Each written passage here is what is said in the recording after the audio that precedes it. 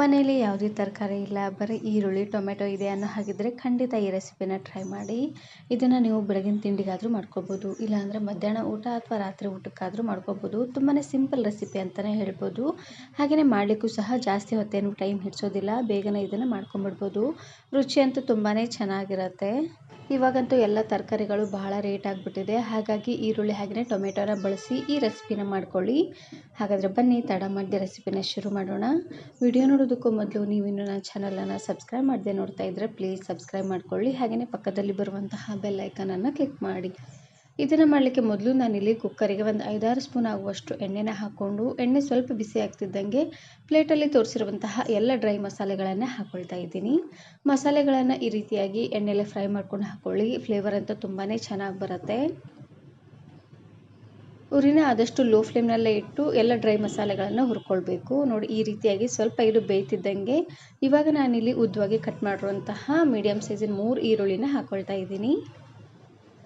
ಮೊದಲು ಈರುಳ್ಳಿನ ಹಾಕ್ಕೊಂಡು ಈರುಳ್ಳಿ ಎಲ್ಲ ಪೂರ್ತಿಯಾಗಿ ಸಾಫ್ಟ್ ಆದಮೇಲೆ ಟೊಮೆಟೊನ ಹಾಕ್ಕೊಳ್ಳಿ. ಈರುಳ್ಳಿನ ಈ ರೀತಿಯಾಗಿ ಉದ್ದವಾಗಾದರೂ ಕಟ್ ಮಾಡ್ಕೋಬೋದು, ಇಲ್ಲಾಂದರೆ ಸಣ್ಣ ಸಣ್ಣದಾಗಾದರೂ ಕಟ್ ಮಾಡ್ಕೋಬೋದು. ಇವಾಗ ಈರುಳ್ಳಿ ಎಲ್ಲ ಸ್ವಲ್ಪ ಈ ರೀತಿಯಾಗಿ ಕಲರ್ ಚೇಂಜ್ ಆಗೋವರೆಗೂ ಲೋ ಫ್ಲೇಮ್ನಲ್ಲೇ ಇಟ್ಟು ಫ್ರೈ ಮಾಡ್ಕೊಂಡು ತಗೊಳ್ಳಿ. ಇವಾಗ ಚೆನ್ನಾಗಿ ಹಣ್ಣಾಗಿರುವಂತಹ 2-3 ಟೊಮೆಟೊನ ಹಾಕ್ಕೊಳ್ತಾ ಇದ್ದೀನಿ. ಇದಕ್ಕೆ ಮೇನಾಗಿ ಟೊಮೆಟೊನ ಸ್ವಲ್ಪ ಜಾಸ್ತಿ ಅನ್ನೋಂಗೆ ಹಾಕ್ಕೊಳ್ಳಿ, ಚೆನ್ನಾಗಿರುತ್ತೆ.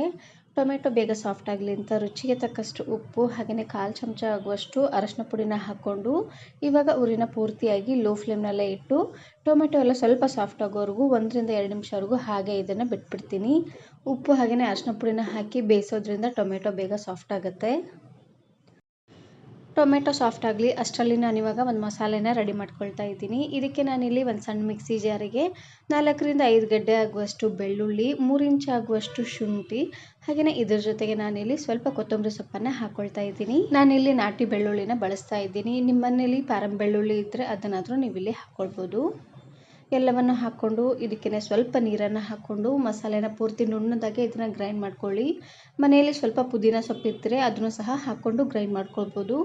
ನೋಡಿ, ಈ ರೀತಿಯಾಗಿ ಟೊಮೆಟೊ ಎಲ್ಲ ಸ್ವಲ್ಪ ಸಾಫ್ಟ್ ಆಗೋವರೆಗೂ ಬೇಯಿಸ್ಕೊಂಡಿದ್ದಾದಮೇಲೆ ಇವಾಗ ನಾನಿಲ್ಲಿ ರುಬ್ಬಿರುವಂತಹ ಮಸಾಲೆನ ಹಾಕ್ಕೊಳ್ತಾ ಇದ್ದೀನಿ.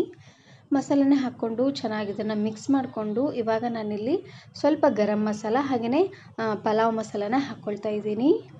ಇವೆರಡು ಮಸಾಲೆನ ಹಾಕ್ಕೊಂಡು ಲಾಸ್ಟಲ್ಲಿ ಇದಕ್ಕೇ ಅಚ್ಕಾರದ ಪುಡಿನ ಹಾಕ್ಕೊಳ್ತಾ ಇದ್ದೀನಿ. ನಿಮಗೆ ಖಾರಕ್ಕೆ ಎಷ್ಟು ಖಾರ ಬೇಕೋ ಅಷ್ಟು ಖಾರನ ನೀವು ಇಲ್ಲಿ ಹಾಕ್ಕೊಳ್ಬೋದು. ಬಟ್ ನಾನಿಲ್ಲಿ ಸಣ್ಣ ಸ್ಪೂನಲ್ಲಿ 4 ಸ್ಪೂನ್ ಆಗುವಷ್ಟು ಅಚ್ಕಾರದ ಪುಡಿನ ಹಾಕ್ಕೊಳ್ತಾ ಇದ್ದೀನಿ. ಅಚ್ಕಾರದ ಪುಡಿ ಬದಲಾಗಿ ಹಸಿಮೆಣಸಿಕಾಯಿನೂ ಸಹ ನೀವು ಇಲ್ಲಿ ಹಾಕ್ಕೊಳ್ಬೋದು. ಹಸಿಮೆಣಸಿಕಾಯಿನ ಹಾಕ್ಕೊಳ್ಳೋ ಹಾಗಿದ್ರೆ ಈರುಳ್ಳಿನ ಬೇಯಿಸ್ಕೊಂಡಿದ್ದೀವಿ ನೋಡಿ, ಅದರಲ್ಲೇ ಹಾಕ್ಕೊಂಡು ಚೆನ್ನಾಗಿ ಬೇಯಿಸ್ಕೊಳ್ಳಿ. ನೋಡಿ, ಎಲ್ಲ ಮಸಾಲೆಗಳನ್ನು ಹಾಕ್ಕೊಂಡು ಇವಾಗ ಉರಿನ ಪೂರ್ತಿಯಾಗಿ ಲೋ ಫ್ಲೇಮ್ನಲ್ಲೇ ಇಟ್ಟು ಮಸಾಲೆಯಲ್ಲಿರುವಂಥ ಹಸಿ ವಾಸನೆ ಎಲ್ಲ ಹೋಗೋವರೆಗೂ ಚೆನ್ನಾಗಿ ಇದನ್ನು ಬಾಡಿಸ್ಕೊಂಡು ತಗೊಳ್ಬೇಕು. ನಾನು ಇದೇ ರೀತಿ ಬಹಳಷ್ಟು ವೆರೈಟಿ ಆಗಿರುವಂತಹ ಬ್ರೇಕ್ಫಾಸ್ಟ್ ಹಾಗೆಯೇ ಲಂಚ್ ರೆಸಿಪೀಸ್ನ ಅಪ್ಲೋಡ್ ಮಾಡಿದ್ದೀನಿ. ವಿಡಿಯೋ ನೋಡಿಲ್ಲ ಅಂದರೆ ಈ ವಿಡಿಯೋ ಕೊನೆಯಲ್ಲಿ ಹಾಕಿರ್ತೀನಿ, ನೋಡಿ ಚೆಕ್ ಮಾಡಿ. ಇವಾಗ ನಾನಿಲ್ಲಿ 1 ಗ್ಲಾಸ್ ಆಗುವಷ್ಟು ಅಕ್ಕಿನ ಚೆನ್ನಾಗಿ ತೊಳೆದು ಒಂದು ಅರ್ಧ ಗಂಟೆ ಅಷ್ಟೊತ್ತು ನೆನೆಸಿ ಹಾಕ್ಕೊಳ್ತಾ ಇದ್ದೀನಿ. 1 ಗ್ಲಾಸ್ ಅಕ್ಕಿಗೆ 2 ಗ್ಲಾಸ್ ಆಗುವಷ್ಟು ನೀರನ್ನು ಹಾಕ್ಕೊಂಡ್ರೆ ಕರೆಕ್ಟಾಗಿ ಉದುದ್ರಾಗಿ ಬರುತ್ತೆ. ಪಾತ್ರೆನಲ್ಲಿ ಮಾಡೋ ಹಾಗಿದ್ದರೆ 1 ಗ್ಲಾಸ್ ಅಕ್ಕಿಗೆ 2.5 ಗ್ಲಾಸ್ ಆಗುವಷ್ಟು ನೀರನ್ನು ಹಾಕ್ಕೊಂಡ್ರೆ ಉದುದ್ರಾಗಿರುತ್ತೆ.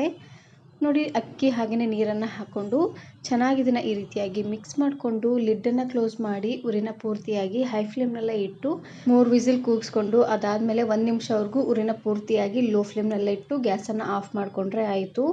ಇವಾಗ ನೋಡ್ತಾ ಇರ್ಬೋದು ಕುಕ್ಕರ್ ಪೂರ್ತಿಯಾಗಿ ತಣ್ಣಗಾಗಿದೆ. ನೋಡ್ತಾ ಇರ್ಬೋದು ಪಲಾವ್ ಎಷ್ಟು ಉದ್ದುದ್ರಾಗಿ ಬಂದಿದೆ ಅಂತ.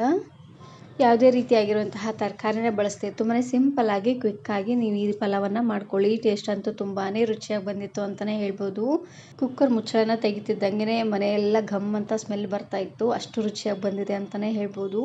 ಬಿರಿಯಾನಿ ಅಷ್ಟೇ ರುಚಿಯಾಗಿ ಬಂದಿತ್ತು. ಒಂದು ಸಾರ್ತಿ ನೀವು ಈ ರೀತಿಯಾಗಿ ಪಲಾವನ್ನು ಮಾಡ್ಕೊಳ್ಳಿ, ತುಂಬಾ ಟೇಸ್ಟಿಯಾಗಿರುತ್ತೆ. ಮಕ್ಕಳ ಲಂಚ್ ಬಾಕ್ಸಿಗಾದರೂ ಮಾಡಿ ಕಟ್ಬೋದು, ಇಲ್ಲಾಂದರೆ ಬೆಳಗಿನ ತಿಂಡಿಗಾದರೂ ಮಾಡ್ಕೊಬೋದು. ಇದ್ರ ಜೊತೆಗೆ ನಾನಿಲ್ಲಿ ಸ್ವಲ್ಪ ರಾಯ್ತಾನ ಸರ್ವ್ ಮಾಡ್ಕೊಳ್ತಾ ಇದ್ದೀನಿ. ರಾಯ್ತಾನಾದರೂ ಸರ್ವ್ ಮಾಡ್ಕೊಳ್ಬೋದು, ಇಲ್ಲಾಂದರೆ ಉಪ್ಪಿನಕಾಯಿ ಇದ್ದರೆ ಅದನ್ನಾದರೂ ನೀವು ಇಲ್ಲಿ ಸರ್ವ್ ಮಾಡ್ಕೊಳ್ಬೋದು. ಈ ವಿಡಿಯೋ ಇಷ್ಟ ಆದರೆ ಈಗಲೇ ಒಂದು ಲೈಕ್ ಬಟನನ್ನು ಕ್ಲಿಕ್ ಮಾಡಿ ಫ್ರೆಂಡ್ಸ್ ಆ್ಯಂಡ್ ಫ್ಯಾಮಿಲಿ ಜೊತೆಗೆ ಶೇರ್ ಮಾಡಿ. Thank you.